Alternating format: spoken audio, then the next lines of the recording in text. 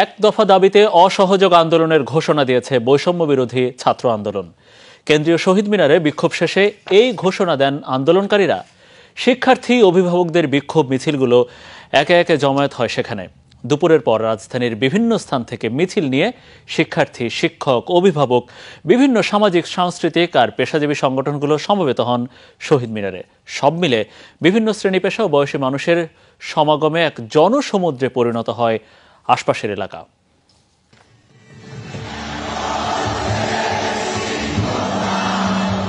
যত দূর চোখ যায় মানুষ আর মানুষ, কে শিক্ষার্থী, কে অভিভাবক, কে পেশাজীবী, চেনা দায়। সবার গন্তব্য রক্ত দিয়ে কেনা স্বাধীন বাংলাদেশের ভিত্তিমূল কেন্দ্রীয় শহীদ মিনার। সেই উদ্বেলিত ছাত্র জনতার কণ্ঠে নানা স্লোগান, মুষ্টিবদ্ধ হাতে হাজারো কণ্ঠে দীপ্ত প্রতিবাদ। এত মানুষ মরল কেন?